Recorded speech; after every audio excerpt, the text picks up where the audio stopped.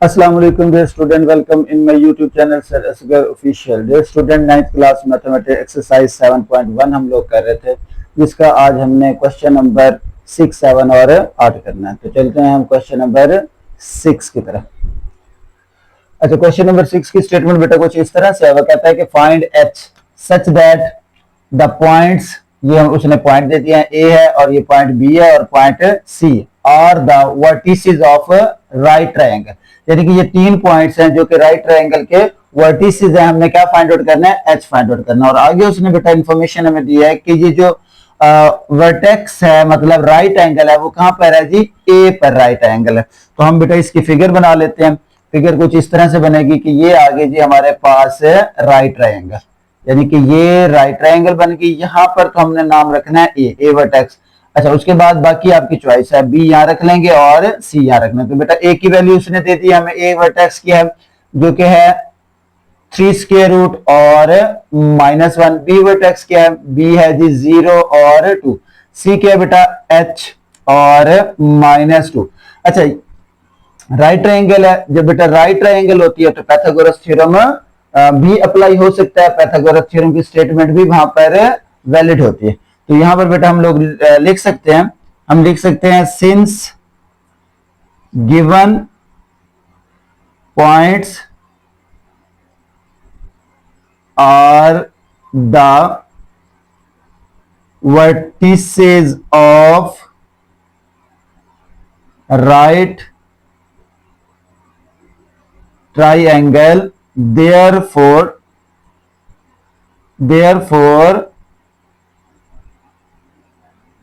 Pythagoras theorem verified, यानी कि इसके ऊपर पाइथागोरस थ्योरम वेरीफाई हो सकता है, या therefore Pythagoras theorem can be applied। तो अच्छा बेटा, उसकी स्टेटमेंट क्या है पाइथागोरस थ्योरम की स्टेटमेंट? तो यहां पर देखिए बेटा क्या होता है, वो होता है हमारे पास हाइपोटेनियस का स्क्वायर इज इक्वल टू क्या हो जाएगा? बेस का स्क्वायर और प्लस क्या हो जाएगा? परपेंडिकुलर का स्क्वायर। यहां पर हाइपोटेनियस देखें तो बेटा क्या बन रहा है? ये बन रहा है BC, इसका स्क्वायर आ जाएगा। बेस क्या बन रहा है बेटा? AC आ गया, इसका स्क्वायर। और परपेंडिकुलर क्या बन रहा है? AB बन रहा है और इसका स्क्वायर आ जाएगा। फिर देखना बेटा, दिस इज द हाइपोटेनियस, यानी कि ये BC हो जाएगा। दिस इज द बेस, ये क्या आ जाएगा? AC, और this is the perpendicular AB, इसका स्क्वायर। अब बेटा ये हमारे पास, इसका नाम हम दे देते हैं, दैट इज द इक्वेशन 1। अब हमें क्या चाहिए? BC डिस्टेंस चाहिए, AC डिस्टेंस चाहिए और AB। ये हमने पहले फाइंड करना सीख लिया। अब हम इनका 1 बाय 1 डिस्टेंस फाइंड आउट करते हैं। तो पहले बेटा हम शुरू कर लेते हैं यहां से BC। तो बेटा BC फाइंड आउट करते हैं। BC डिस्टेंस क्या आ जाएगा? अब बेटा देखें, ये आपके पास B है और ये C है। तो इसका फार्मूला क्या होता है आपके पास? आपकी मर्जी, आप पहले क्वाड्रेंट में से पहले को माइनस करेंगे और दूसरे में से दूसरे को। तो इट्स अप टू यू कि आप 0 में से H माइनस कर लो या H में से 0। तो मैं यहां लिख देता हूं H माइनस 0 का स्क्वायर प्लस क्या हो जाएगा? -2। यह आ जाएगा -2 का स्क्वायर। ये -2 क्या था? फार्मूले वाला था, और ये माइनस इसके साथ आ गया। तो बेटा ये क्या आ जाएगा? H का स्क्वायर और प्लस क्या आ जाएगा? -2, ये आ जाएगा -4 का स्क्वायर। इसके ऊपर क्या आ जाएगा? स्क्वायर रूट जी। तो बच्चों क्या बना? H स्क्वायर प्लस -4 का स्क्वायर क्या होता है? 16, और इसके ऊपर क्या आ जाएगा? स्क्वायर रूट आ जाएगा। तो ये हमारे पास क्या आ गया जी? BC की वैल्यू आ गई जी। तो बेटा नेक्स्ट हमने कौन सी वैल्यू निकालनी है? BC आ गया, उसके बाद AC की वैल्यू निकालनी है। तो नेक्स्ट हम यहां पर निकाल लेते हैं। ये आ जाएगा हमारे पास AC। ACB भी वही फार्मूला यूज करेंगे बेटा। AC तो क्या आ जाएगा? यहां लिख लेते हैं हम लोग 3√ माइनस H का स्क्वायर, उसके बाद प्लस -1, ये माइनस फार्मूले को, और ये माइनस है तो क्या आ जाएगा? +2 का स्क्वायर। तो इसके ऊपर भी क्या आ जाएगा? स्क्वायर रूट आ जाएगा। तो ये तो बेटा एज इट इज आ जाएगा। ये आ जाएगा 3√ माइनस H का स्क्वायर प्लस ये कितना बन जाएगा? 1। इसके ऊपर क्या आ जाएगा? स्क्वायर, और ये क्या आ गया जी? स्क्वायर रूट आ गया। अच्छा, तो बेटा देखिए अब क्या हो जाएगा? ये आ जाएगा 3√ माइनस H का होल स्क्वायर, और ये क्या आ जाएगा? +1 आ जाएगा, और इसके ऊपर भी क्या आ जाएगा? स्क्वायर रूट आ जाएगा। तो ये आ गया आपके पास AC आ गया। अच्छा, और क्या चाहिए बेटा? AC भी आ गया। अब क्या चाहिए? AB चाहिए। तो ये आ जाएगा हमारे पास AB। अब देखें AB कैसे निकालेंगे? तो यहां लिखेंगे हम 3√ माइनस क्या हो जाएगा बेटा, 0 का स्क्वायर प्लस, अब ये क्या आ जाएगा -1 माइनस 2 का स्क्वायर, और इसके ऊपर भी क्या आ जाएगा स्क्वायर रूट, तो ये क्या बना जी 3 अंडर रूट उसका स्क्वायर, ये क्या बन जाएगा -3 इसका स्क्वायर, डिस्टेंस फार्मूला ही हमने यूज किया है, तो ये बेटा क्या बन जाएगा 3 बन जाएगा, प्लस ये क्या आ जाएगा 9, और इसके ऊपर क्या आ जाएगा स्क्वायर रूट, और ये क्या बन जाएगा 12 का स्क्वायर रूट। तो बेटा ये आ गया जी हमारे पास ए बी।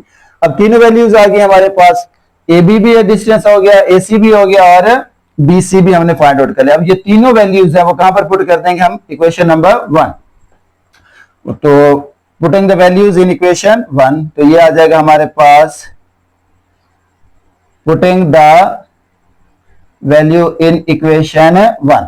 तो बेटा यहां पर BC का स्क्वायर है, तो BC की वैल्यू क्या है, ये आ जाएगी, तो यहां हम लिख देंगे h स्क्वायर प्लस 16, इसके ऊपर क्या आ जाएगा स्क्वायर रूट, और क्या डाल देंगे इसके ऊपर स्क्वायर, क्योंकि इसके ऊपर क्या था स्क्वायर था। उसके बाद AC is equal to, AC की वैल्यू बेटा क्या है, AC की वैल्यू लिखेंगे यहां पर आ जाएगा 3 स्क्वायर रूट माइनस h, इसके ऊपर स्क्वायर आ जाएगा और +1, और इसका स्क्वायर रूट, और इसके ऊपर भी क्या आ जाएगा स्क्वायर, और प्लस लास्ट में बेटा क्या आ जाएगा 12, और इसके ऊपर भी क्या आ जाएगा स्क्वायर आ जाएगा जी। बेटा ये स्क्वायर स्क्वायर रूट से क्या हो जाएगा कैंसिल हो जाएगा, देखें स्क्वायर स्क्वायर रूट से यहां पर भी कैंसिल, यहां पर भी, और ये वाला भी क्या हो जाएगा कैंसिल हो जाएगा। तो हम क्या लिख सकते हैं इसे लिख सकते हैं हम h square plus 16 is equal to, इसे क्या लिख सकते हैं 3 square root minus h whole square plus 1 आ जाएगा, बाहर हो जाएगा।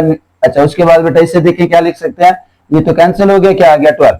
अच्छा ये वैल्यू तो एज इट इज रहेगी, इसका स्क्वायर ओपन करेंगे, फार्मूला यूज करेंगे, यहां आ जाएगा आइडेंटिटी a माइनस बी की आइडेंटिटी, a का स्क्वायर प्लस b का स्क्वायर माइनस 2ab, 2 a की जगह पे बेटा क्या आ जाएगा 3 अंडर रूट, और b की जगह पे h, और उसके बाद बेटा क्या आ जाएगा 1, और 12 कितने होते हैं 13। फिर देख लें ये a है तो a का स्क्वायर प्लस b का स्क्वायर माइनस 2a और b, ये एज इट इज आ गया h स्क्वायर प्लस क्या आ गया 16, ये से कैंसिल होके क्या बन गया 3 प्लस आ गया h स्क्वायर माइनस, ये तो एज इट इज आ गया 2 इंटू 3 अंडर रूट h, और प्लस कितना आ जाएगा 13 आ जाएगा।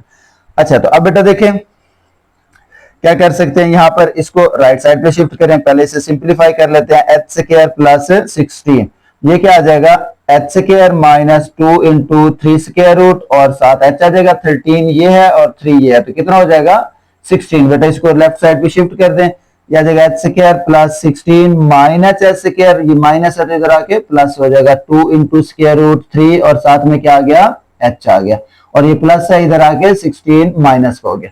अब यहां पर देखें फिर क्या किया हमने बेटा, राइट साइड को 0 बना दी, सारी वैल्यू लेफ्ट साइड पे शिफ्ट कर दी, तो h स्क्वायर से हमने क्या किया h स्क्वायर कैंसिल कर दिया, प्लस 16 और माइनस 16 खत्म हो गया, तो क्या बचा बेटा हमारे पास बचा 2 into 3 square root h is equal to 0, हमें तो h चाहिए, h is equal to 0 divided by क्या हो जाएगा 2 into 3 square root that is equal to 0, तो मींस के h क्या आ गया हमारे पास 0 आ गया, तो ये हमारा क्या है जी h हमने फाइंड आउट करना था, जबकि हमारे पास गिवन जो पॉइंट्स थे वो राइट ट्रायंगल के वर्टिसेस थे। तो ये था बेटा क्वेश्चन नंबर 6, उम्मीद है आपको समझ आ गया होगा। नेक्स्ट बेटा क्वेश्चन नंबर 7 है, वो कहता है find h such that a b and c are collinear. तो बेटा इसके लिए पहले आपको डेफिनेशन का पता होना चाहिए कि कोलिनियर पॉइंट्स क्या होते हैं। कोलिनियर पॉइंट्स वो होते हैं जो एक ही लाइन पे लाई करते हैं, यानी कि 2 or more than 2 points are said to be collinear if they lie on a same line. अच्छा अब ये 3 पॉइंट्स हैं, इनको हमने शो करना है कि ये कोलिनियर है, तो इट्स मीन कि हमें ये शो करना पड़ेगा, क्या शो करना पड़ेगा हमें ये शो करना पड़ेगा कि ये आपके पास क्या है बेटा एक लाइन है, ये आ गई आपके पास एक लाइन, ए पॉइंट ए आ गया, ये पॉइंट बी हो गया, और ये पॉइंट क्या हो गया सी। तो हमें ये शो करना पड़ेगा, क्या शो करना पड़ेगा हमें, यहां से यहां तक का डिस्टेंस और ये डिस्टेंस। तो बेटा क्या है ये ए बी डिस्टेंस प्लस क्या कर लें बी सी डिस्टेंस, तो वो किसके इक्वल होता है ए सी डिस्टेंस के इक्वल होता है। तो हमने ये क्या करना है, इन तीनों के डिस्टेंस फाइंड आउट करना है, तो दोनों को प्लस करके इसके इक्वल शो करना है। एक तो मेथड ये है, दूसरा मेथड बेटा एक ये है कि डिटरमिनेंट वाला, तो हम वो मेथड यूज करेंगे, ये थोड़ा सा लेंथ ही है, तो इसको हम यूज नहीं करेंगे, हम दूसरा मेथड यूज करेंगे डिटर्मिनेंट वाला। तो वो बेटा देखें जरा वो किस तरह से है, वो भी इजी है। अगर कोई पॉइंट्स आपके पास कोलिनियर हो तो वो भी मैं यहां पर आपको समझा देता हूं डेफिनेशन।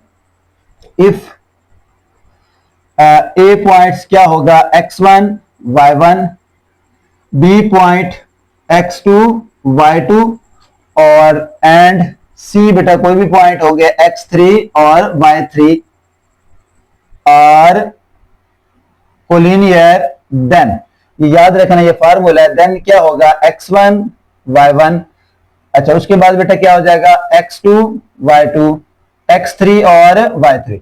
अब बेटा देखें यहां पर क्या है, इस तरह से 3 वैल्यूज हैं जबकि इस तरह से 2 वैल्यू हैं, तो इसको डिटर्मिनेंट फाइंड नहीं कर सकते, तो हम इसके साथ क्या लगा देते हैं, यहां पर 1 लगा देते हैं, तो इसका डिटर्मिनेंट क्या हो जाता है, 0 हो जाता है। तो ये बेटा फार्मूला है, अगर आपके पास कोई 3 पॉइंट्स क्या हो, कोलिनियर हो, तो उसका ये जो डिटर्मिनेंट होता है वो होता है 0, इसको क्या कहते हैं, डिटर्मिनेंट। तो बेटा ये डेफिनेशन आपने अब याद रखनी है, इसी को हम यहाँ पर अप्लाई करने जा रहे हैं।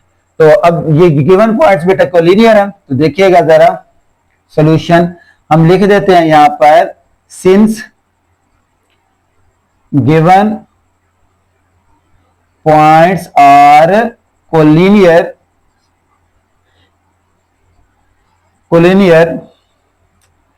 देयरफॉर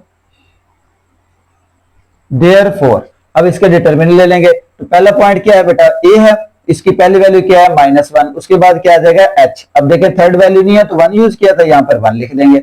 उसके बाद ये कौन सा है, ये 3 आ जाएगा, ये 2 और यहां भी 1, ये क्या है जी 7 3 और यहां पर क्या आ जाएगा 1, और इसको इक्वल टू किसके रखेंगे, 0 के इक्वल रखेंगे, ठीक है। अच्छा अब बेटा डिटर्मिनेंट तो बनाना हमने सीख लिया कि अगर कोई पॉइंट्स कोलिनियर हो तो उसकी ये डेफिनेशन होती है। एक दूसरी डेफिनेशन में मैंने आपको बता दी, वो थोड़ा सा लेंथी प्रोसेस था डिस्टेंस फार्मूले वाला, ये प्रोसेस थोड़ा इजी है और शॉर्ट में है।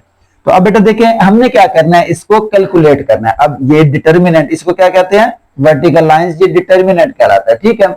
अच्छा अब बेटा देखिए इसे कैलकुलेट कैसे करना है, इसका मेथड ये है कि आपने क्या करना है, ये पहली वैल्यू ले लेनी है एज इट इज, ये पहली वैल्यू लिखनी है, यहां पर क्या आ जाएगा बेटा, ये -1 आ गया पहली वैल्यू, उसके साथ ये डिटर्मिनेंट लिख देना। अब क्या करेंगे, ये पहली वैल्यू हमने लिखी तो इसको और इसको आपने क्या कर देना है, छोड़ देना है, यानी कि ये पूरी लाइन, ये जो पूरी लाइन है इसको स्किप कर देंगे, ये वाली लाइन और ये वाली, यानी कि ये नंबर यहां से हमने उठाया तो ये वैल्यू और ये वैल्यू छोड़ देनी, तो क्या बचेगा 2 1 3 1, तो यहां क्या लिख देंगे 2 1 3 और 1, ठीक हो गया। अच्छा पहली वैल्यू आ गई, उसके बाद बेटा ये सेकंड वैल्यू जब लेते हैं तो उसके साथ क्या है, ये तो माइनस इसके साथ है, लेकिन ये जो सेकंड वैल्यू है इसके साथ हम फार्मूले का क्या लगाते हैं, माइनस, और साथ में क्या आ जाएगा बेटा, h आ जाएगा, फिर यही डिटर्मिनेंट। अच्छा अब ये वैल्यू हमने कंसीडर की है तो इसके लिए क्या करेंगे, ये वैल्यू जब कंसीडर की है तो ये वैल्यू तो यहां पे आ रही है, अब इसको छोड़ देंगे, ये पूरी वैल्यू छोड़ देंगे और ये वाली, अब देखें इसको स्किप करें तो क्या बचा 3 1, यहां क्या लिख देंगे 3, यहां क्या लिखेंगे 1, ये क्या है 7 और यहां क्या लिख देंगे 1, ठीक हो गया। अच्छा पहली वैल्यू दूसरी माइनस की होती है, उसके बाद तीसरी फिर प्लस की होती है, तो ये +1 एज इट इज। अब क्या है, अब बेटा ये वाली वैल्यू ले रहे हैं तो इसे यहां पर रिमूव कर देते हैं। अब यहां से ये वैल्यू ले रहे हैं तो ये पूरी वैल्यूज को छोड़ देंगे, यानी कि ये वर्टिकल और ये हॉरिजेंटल, अब आपको समझ आ गई होगी, इन वैल्यूज को हम छोड़ देंगे, क्या बचेगा 3 2, ये आ जाएगा 3, ये क्या आ जाएगा 2 आ जाएगा, ये 7 और फिर ये 3, ये 7 और ये फिर 3, ठीक है, और इज इक्वल टू क्या है जी 0, ठीक हो गया बेटा। अच्छा फिर समझ लें फार्मूला बेटा क्या होता है, ये पहली वैल्यू एज इट इज लेते हैं, उसके साथ ये वर्टिकल वैल्यूज और हॉरिजॉन्टल छोड़ के ये 4 हमने लिख ली। दूसरी वैल्यू के साथ आता है माइनस फार्मूले का, इसके साथ चूंकि प्लस का साइन था तो हमने माइनस फार्मूला लगाया और तीसरे साथ भी प्लस आ जाता। अब बेटा इसको कैसे फाइंड आउट करते हैं जी, तो देखिएगा यहां पर क्या होगा बेटा, ये -1 एज इट इज आ गया, -1 एज इट इज ब्रैकेट।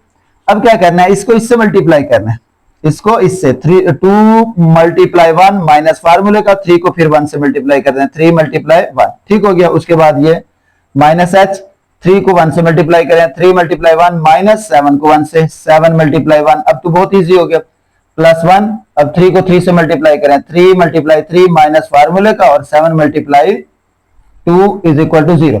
पहले ये मल्टीप्लाई करते हैं और फिर माइनस डाल के ये मल्टीप्लाई करते हैं, ये आ जाएगा -1, 2 1 द 2 -3 माइनस h 3 माइनस 7 और +1, ये क्या आ जाएगा 3 3 द 9 माइनस 7 2 द 14 इज इक्वल टू 0। ये राइट साइड पे 0 बेटा, ये वाला फार्मूले वाला है।